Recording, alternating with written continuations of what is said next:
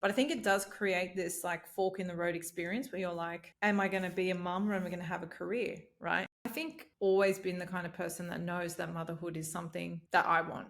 It's something I've always felt. I'm also one of four. You've got to be family too. There's an 8 year gap between me and the little one. So I kind of helped raise her. I think what's interesting in this conversation of motherhood is we live in a time and we're very lucky as females because we have so much opportunity. We can have careers, we can have businesses, and I think that's such an incredible thing.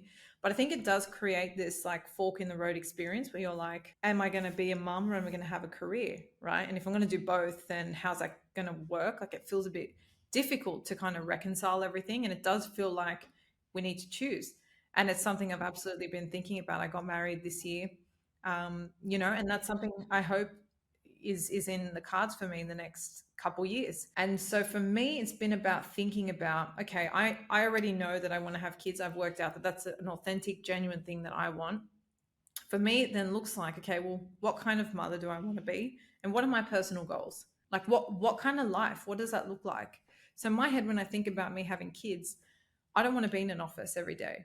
And so a conscious and very intentional decision I made 6 months ago was I stopped working for a law firm and I started doing consulting, which means I'm working on my own time at home. It's super flexible. I manage my own clients. And now I also have a little bit more time to work on the podcast. But my kind of vision and where I see myself going, what my, let's say, balance would look like is I'd still like to have my own personal endeavors and pursuits, but I also want to be a very hands-on mum.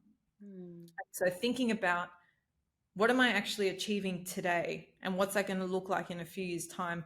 And what does that mean for the combination of that experience is really important because if I stayed in corporate, that means I'm only going to get 2-3 months off.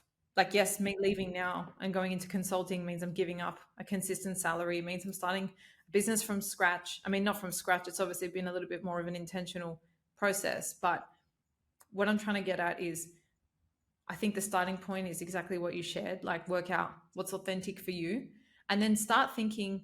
I think as females, we have to think more, a bit more long term about career and business and whatnot, because whether we like it or not, it does have an impact in a way it doesn't on men.